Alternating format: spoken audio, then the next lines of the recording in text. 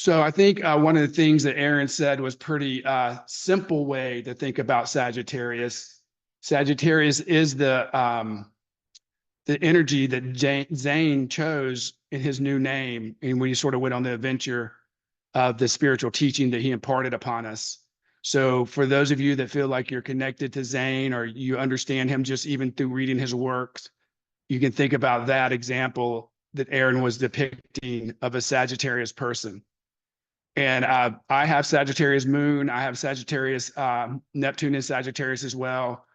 They're sort of discordant. So of the nature of Sagittarius, I tend to burn up my vitality by doing outdoor activities. You know, I was an avid mountain biker, hiker, runner, cutting trees, whatever it is.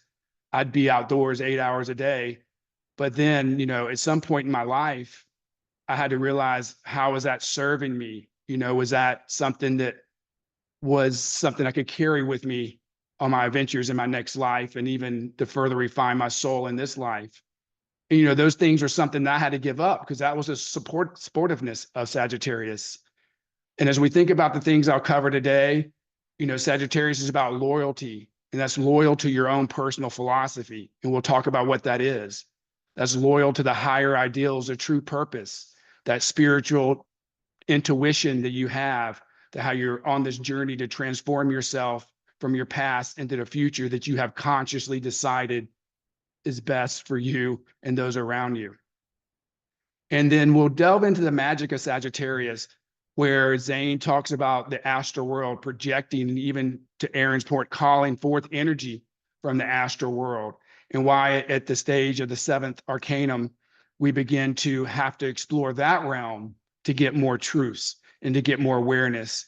We'll talk about techniques to enter the astral realm, directed meditation, and lucid dreaming. And then we'll talk about precautionary measures and then how to incorporate that into your spiritual practices. So as Aaron mentioned, Zane's world reflects the septenary dominion, a framework of 7 key aspects of spiritual and physical life. This structure represents the complete range of human experience, with concepts of inner mastery symbolizing dominion over these forces. I want to sort of think about and begin to get deeper into Sagittarius by thinking about the silver key, the tarot. You know, if we think about the sort of order of the tarot and how each card is symbolizing a magical principle as well as a sort of life reality principle. So in the tarot, we start out with the neophyte, begins with the magus. That's Mercury. That's where you envision an ideal, the transformative goal that was going to ignite you on this journey of self-realization. So it's in your thoughts, in your conscious awareness has arisen this ideal that you want to be. And then Virgo, the next card, still ruled by Mercury, is Isis veiled, our veiled Isis. This is where you refine that vision. You distill it through analysis to further discover the truth. And then Libra guides us next into harmony, where we integrate this ideal with the real world, balancing our own personal evolution and our own personal desires with the goodwill and universal peace. This is where Isis becomes unveiled. So we have this ideal, we've analyzed it, we've balanced it. Next comes Scorpio, the sovereign, where you invest your desire energy to create that conscious change, thereby giving it substance and energy to actually become realized. Now we've been liberated from our past conditioning through our thought process and our consciousness and a greater understanding of the world around us. We hear Jupiter's expansive call in the Hierophant, urging us towards a greater connection. Here we find our spiritual path, whether that's through philosophy, religion, or mysticism. It opens consciousness to higher realms. But then Venus, as the 2 paths, we are tempted to return to mere material indulgence and sensual desires. But finally, Sagittarius beckons, where the seeker hears Jupiter's expansive call, where seeker rises to establish a personal philosophy, a moral code, that grounds our life purpose. Sagittarius calls us to live and express this call boldly, becoming a living testament, a teacher of light through our own life to conscious transformation. And that's our focus today, how self-determined growth and the birth of one's cosmic path. This establishes our moral code, our personal philosophy, something that from the time of ancients has been the true wisdom of the ages. If we look on the screen here, we see quotes from, some of the most profound philosophers of all time. And we see that a philosophy isn't some abstract creation in your head.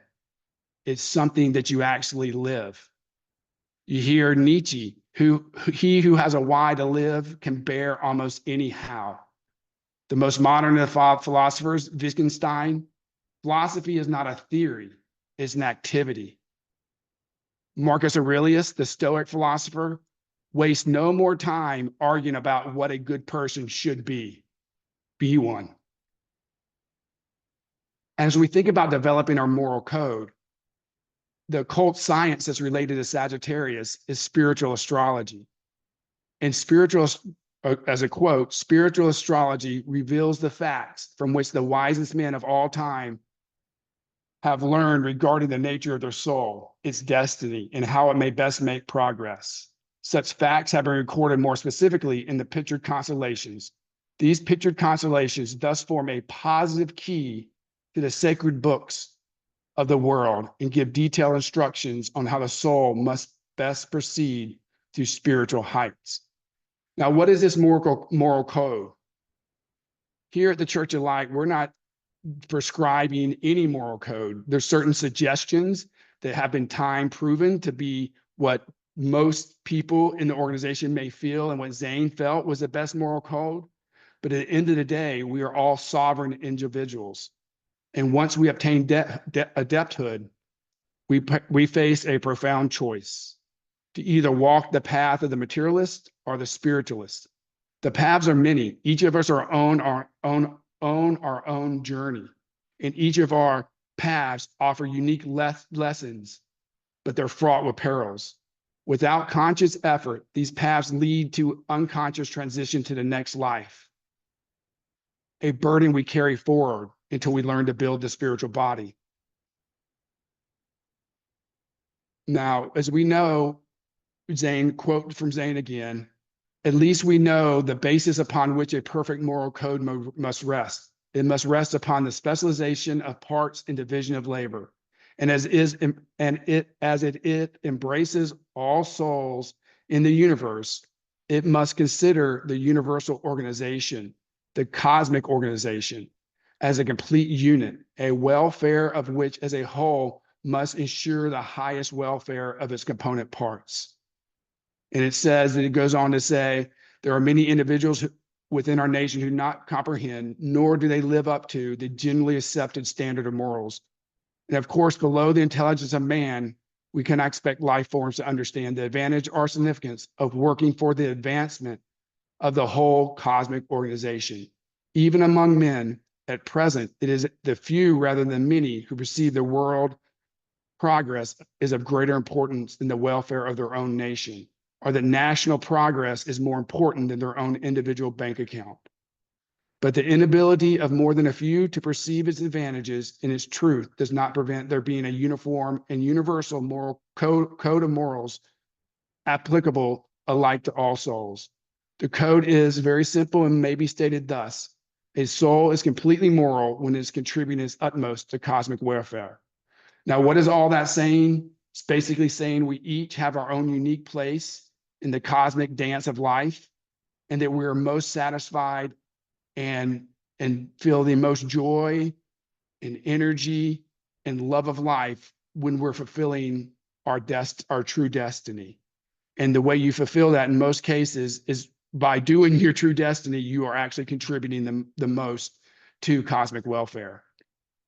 Now, it's important that we're establishing this moral code and this personal philosophy, what's important to us. That's as simple as what I said, that it's more important for me to do other things and burn up my energy mountain biking. That's a moral code. So I have to make a decision. That's put in a very simple terms, because next we're going to begin to explore the astral world.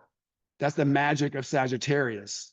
Zane says, as in magic, Arcanum 7 represents the power of projection, of sending the astral form to a distance, and the power of attraction, of the compelling the astral form of another to appear and obey whatever commands may be. And there's also the same symbolic import as the Seal of Solomon, the two interlaced equilateral trines. Next to the pentagram, Solomon's seal is the most important magical diagram, for it represents the macrocosm and its laws, thus indicating its user to be familiar with nature and endowed with intelligence. What is this inner world? This inner world is of profound importance for our spiritual growth and personal transformation. This inner world, in a very simple concept, our inner mental and emotional realms, encompasses thoughts, emotions, and intuitions. Zane teaches us that this domain is wellspring of knowledge we learned from it, and a great arena for spiritual work. It is through introspection and self-discipline that we master inner impulses and align with higher spiritual laws. So what is the astral world? We hear it talked about a lot. It's this vague concept that we maybe some of us have better knowledge of than others, but I think it's incumbent upon us to think about it and try to break it down as much as we can to share it and to better understand it. So it's an energetic realm, and often in psychological traditions is a subtle dimension beyond the physical that interacts with both the conscious and the material world. As you read Einstein remarked, the most beautiful thing we can experience is the mysterious. It is a source of all true art and science. This astral world invites us to explore this mystery. At its core, the astral world is a consciousness-based realm, not a physical-based realm, accessible through altered states of awareness such as meditation, lucid dreaming, or astral travel. It is a symbolic landscape, rich with universal archetypes and symbols that reveal insights into personal and collective truths. Carl Jung, who explored this inner world extensively, stated, "Who looks outside dreams. Who looks inside awakes." This awakening is central to our understanding of the astral. The astral world serves as a shared connection between individual consciousness and the greater collective unconsciousness, as described by Jung. It is both a personal world, but then as well an universal space. So it's both a personal world of your own thoughts, emotions, and energy, but there's a greater world beyond that that's collective with other energies. It acts as an exploration space. Sagittarius rules long journeys. It's not just talking about flying to China. It's also talking about exploring the astral realm as a long journey, whereas we find short journeys ruled by merely your thoughts. It provides opportunities to delve into deeper aspects of existence through dreams and meditative practices. More importantly, the astral world functions as your psyche's mirror. It reflects your own emotions, desires, and lessons, allowing you to confront unresolved issues and greater clarity about ourselves. That's why since we sort of mastered the physical things in the first 6 components, and the 7th, we begin to master ourselves. And this reflective quality transforms the astral into a growth platform, where intuitive insight and spiritual transformation becomes clarity.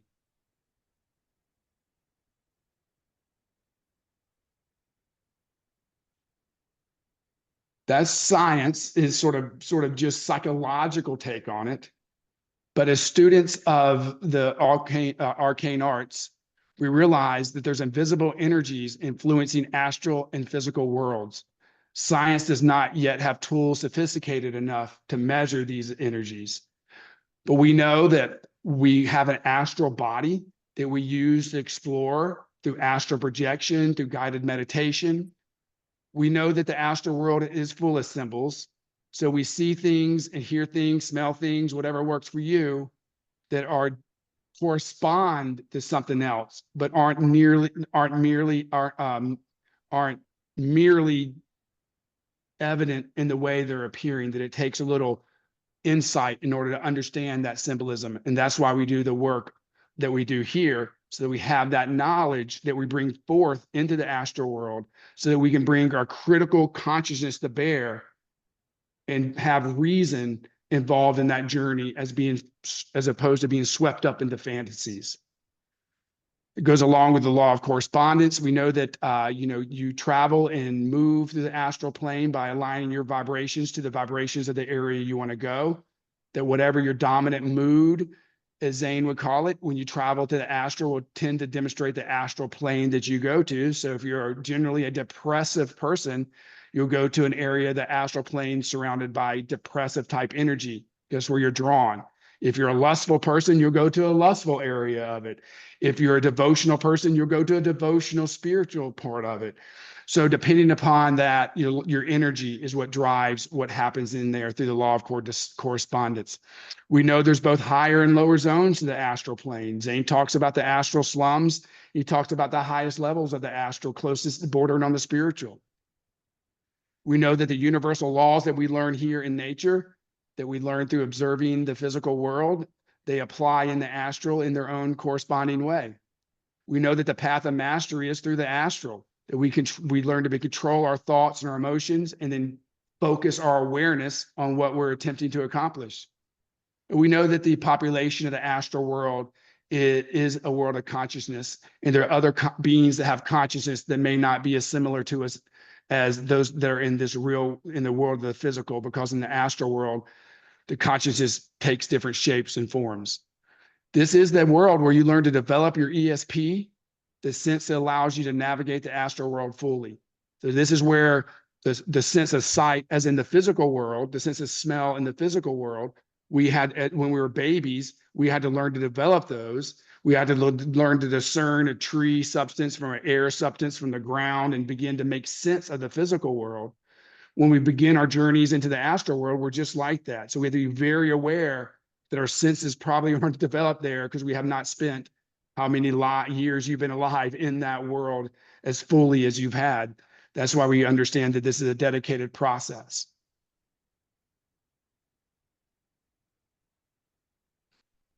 You remember in the astral world, some clear warnings. I mentioned it earlier. The energy you're reflecting will be attracted to you. So you want to be very aware that your personal philosophy, your moral code, helps you enter this world appropriately. While you're in that world, there's a tendency for the Neptunian energy of fantasy to sweep you up into daydreams and things of that nature, or even lower thought vibrations. And you have to be aware that the visions or the things you think you're accomplishing in the astral world, if they don't actually work if you don't actually see tangible improvement in the physical or even in your personal transformation change, then you would need to double check your effectiveness, because that's a sign that you're being involved in more of a fantasy, daydreaming, just experience versus a consciously driven, honest interpretation of what's going on. Overuse of dreaming effects can mess with your sleep, so make sure that you're avoiding that. And of course, you see here the avoid the lower zones. So as we think about it, we can break up the first method of entry into the astral world as two complementary mental processes. There's fantasy thinking, which is a tool for exploration. This is a bridge to the unconscious. This is when you've reduced your exterior state and your senses and sort of drawn within yourself and your own consciousness. And it tends to be the daydreamy state where just, images flash through your mind. It uses symbolic expression, and most times it's revealing conflicts and motivations through metaphors and symbols. Techniques like active imagination allow us to consciously engage with these fantasies, turning them into tools of self-discovery. The benefits of this is self-growth, emotional healing, creativity boost, inner balance. But with directed thinking, which is what Zane inspires us to do, is a directed meditation. It's rational, is structured, and is goal-oriented. It's something we have decided to do. Unlike passive fantasy, where you let these images flash across your mind, it is intentional, bringing consciousness control to the mental process. Directed thinking focuses on solving problems, clarifying goals, or achieving outcomes. The benefits are it facilitates rational analysis and effective decision making. It supports your interactions and relationships and allows you to achieve your goal. The reason that we're instructed to use directed meditation over passive is directed meditation integrates the best of both worlds. While fantasy thinking explores the inner realms, directed meditation applies that exploration to conscious growth. It provides clarity and purpose, avoiding the pitfalls of escapism or indulgent daydreaming. Instead of losing oneself in unstructured fantasy, directed meditation creates a clear path forward, a bridging inner insights with external achievements. The balanced approach seems to ensure that creativity, healing, and self-discovery lead to more meaningful transformation in both inner and outer worlds. Directed meditation is a conscious choice to turn your inward exploration into outward action. By balancing the power of the potential of fantasy with the intentional focus of directed thought in our imagination, we achieve personal growth, emotional healing, and real-world success. I'm going to go back to one slide I think I missed here. One thing to understand about when we're investigating the astral world, that it is the bridge. It is the best way that we can begin to relieve ourselves of the freedom of fear. That is one of the points of the 9-point plan that Zane stresses is one of the biggest burdens on humanity. And that is symbolized primarily by having no knowledge of the afterlife. And by using astral travel, we can approach and begin to eliminate that fear of the hereafter, because we have direct knowledge of what it is through our own experiences, not reading about it, not being told about it, not fantasizing about it, not writing about it, not journaling about it, but actually being in that world between here and the next world. And for those of you that are interested in what that next world looks like, course 20, the next life, goes into detailed descriptions of it, and it is a wonderful vision. I can't say that I personally got that far up the ladder, but from what's described, it resonated with me intuitively, and I'd recommend all you take a look at that. So we have directed meditation, which is more of a sort of logic-based mercurial process. And the other way of entering, which I would probably, be a little more emotive-based, whatnot, is lucid dreaming. Zane talks about lucid dreaming. He talks about that as a key way to begin to do your astral journeys. I believe about 10 to 20% of people lucid dream naturally. And if you think about it from an evolutionary standpoint, some of the most, Matt Walker, one of the most eminent sleep doctors in the world, thinks that, dreaming is one of those attributes that is one of our most ancient things that an animal does. Even birds dream. Almost every animal dreams. And if we think about the humanity as an evolving being, and I believe those of us as a Church of Light are on the tip of that spear, pushing humanity forward, awakening levels of consciousness that we may have had in the past that we've lost. Those that can access the dream state through lucid dreaming may be a gene or whatever you want to call it is being selected for as humanity's pressing forward. But we know, even if lucid dreaming doesn't come naturally to you, that we can cultivate skills to do that. So what is lucid dreaming? Lucid dreaming is when you're in a dream state, you're asleep, you become aware that you're in that dream state, and you know that you're dreaming, and you can begin to affect it. I want to say this is not anything that is pseudoscience. They actually did a study in Germany where they took people that said they were lucid dreamers, and they gave them commands like, when you enter your lucid state, switch your eyes 4 ways left or 4 ways right. And then they told them to move their hands and gave them a signal with their eyes to signify they were moving their hands. Because when you dream, what happens is you're in REM sleep, and at your alpha motor neurons at the back of your neck, your body actually shuts off all ability to move muscles, except for your eyes and your ears. Otherwise, you're being protected from hurting yourself in a dream. So when that happens, they can actually put electrodes on people's eyes to determine how they're moving. And even though they can't actually move their hand in real life, they do pre-brain studies of these individuals. And then when they're in the dream and they say they move their hand doesn't move, but the brain still fires the components that would make their hand move. So in a lucid dream state, when you're doing things, your brain is actually firing those neurons. And even though your body can't respond. And it's also, they measured in when people are doing lucid dreaming, they have a higher activity. Normally in your dream state, your prefrontal cortex, that part of your brain that is rational, the executive functions of your brain are shut down when you dream. So what does that tell us? In normal dreams, you're merely being pushed through the subconscious with no active volition, because your ability to choose and reason has been shut down. But when you enter a lucid dream state, that fires back up and you're able to actually manipulate and control the dreams. I personally have some experience with lucid dreaming. I haven't recently, but it was a period of my life where I was going through every dream I had was very much a fight with somebody. Most of the times it was a female, so it was like emotional things that I was going through is the way I interpreted that. I may have missimpled that, but I always would get in a fight. Maybe it was just, and then at one point I became aware and I was able to, that I was dreaming and I took over, fought back, and through a couple of weeks of becoming aware in that dream resolved. So that's sort of how lucid dreaming works. For me, there are other cases where people will Zane talks about where you have one lucid dreaming experience and you get scared and you snap back into your body. And that can sometimes make it difficult to reobtain that state if you had that fear response. So we will talk about some of the ways to actually transition to lucid dreaming. So when it comes to lucid dreaming, some of the things that Zane tells us to do, and remember, this is about exploring the astral state.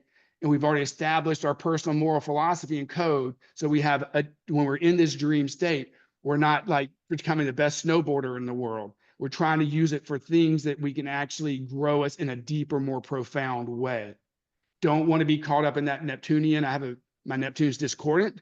So you don't want to be caught up into like, traveling and doing this if there's not a real purpose that you can bring back into your life and actually see it and sort of prove what you think happened. If you're doing all these things that there's really no way to verify that in the physical or with your rational self, then that's something you want to consider, that you want to make sure that you've developed the skill enough and have proven that you have accurate sort of experience in the astral before you engage in things that are sort of more nebulous and harder to pin down, because that can lead to, if you have discordant energy in that space, especially, that can lead you down a path of sort of being in a fantasy world. Here's some techniques for lucid dreaming. If you're interested, I would invite you all to explore it online. There's tons of information. You do reality checks within a dream. One way is throughout the day, and this has been a good way. You do certain tasks, like you turn the light on and off, and when you're awake, the light comes on, and then you do that same behavior in a dream, and the light doesn't come on, and it triggers you to know you're in a dream. Dream journaling helps. The two sort of most proven methods, I'd say, are the wake back to bed method. There has something to do with sleep cycles that I won't go into details on, but if you can go to sleep for a few 4 hours, wake up, and then go back to sleep, that can help you wake up for a brief bit. That can help you enter the lucid state. And the last one is something, use affirmations before you go to sleep. Keep that intention in your mind that you want to become aware in your dream. And that is should carry through and help you do that. Now, overall, when we think about directed meditation, sort of what Aaron led us through, the point to when we want to get into the astral world, there's a couple components that Zane says is critical. And most meditative instructors would say similar, is you want to, first of all, relax the body and indraw the sense sensation so that you're no longer really being engaged with sounds and smells and sights like that. And then once you sort of draw your awareness inward, you want to have that goal in your head, and then let the fantasy thinking subside, sort of go through that daydreaming state, let that sort of subside. Let your overactive thinking, where you're worried about things of the day that aren't related to your purpose, subside. So you're limiting the energy that's going into your cerebral system. You're limiting the energy that's going into your emotional system. You're limiting the energy that's going into your physical system. And then in that relaxed state of inner awareness, whatever that looks like for you, words, however it expresses in your life, that's when you would begin to formulate the image and journey into the astral world. When you've calmed down this physical world and your thinking and your emotional systems enough that you have energy to invest in your astral system. There's some ways to do that. Breath meditation helps, relaxation, body relaxation. Drugs certainly help. You need to be very careful with that and make sure that you're not addictive, and that they do carry a lot of risks of deception. Outdoor activity, going for a hike and then sitting down in the sunlight, things of that nature can help. Sounds, colors, prayer, as always, is probably the powerhouse to get you there. I will end with saying, smell is associated with Sagittarius. It's the human sense. It has a unique ability to influence our emotions and guide us into our inner work. Unlike other senses, smell directly connects to the limbic system. The limbic system is our emotional system, the emotional core of our brain. So it makes smell and that scent, how they can just trigger an emotional response with no conscious awareness of that. So that's why incense has been used for centuries for spiritual practices and plays a critical role in helping to create the right environment. You have to look what incense relate to Sagittarius. I think it was mallow, but of course sandalwood and things of that nature go a long way. So what did we talk about today? We talked about developing our personal philosophy. That's what Sagittarius is calling us to be, because we're all called to be teachers of the light. Whether that's the role models that we give by inspiring others as instructors, or just illuminating the path of transformation as beacons of hope and wisdom. Remember, those humans that are pushing the ability of humans in the astral are giving that gift to the collective unconscious. So no matter how it manifests in your own life, by engaging with the astral and learning to move, to project and receive from the astral, is advancing the human race. Consistency is the key. We all get A's. I always say we all get A's in design and, sort of want to do it, and they get F's in the actual discipline to do it. But Saturn and Capricorn Capricorn comes next with Saturn as a ruler right after the Arcanum 7, the charioteer. What that tells us is we have to balance what we think we're doing in the astral with the real world. Because if the real world is not reflecting your astral work, if your own personality and character is not reflecting your astral work, then it's a time to reevaluate how effective that astral work is. So track your progress. And remember, once again, nature has the answers. Look to see in the world around you the effects of your astral world so that we all can move humanity forward. With that, I'll turn it back over to Aaron to do the closing ritual.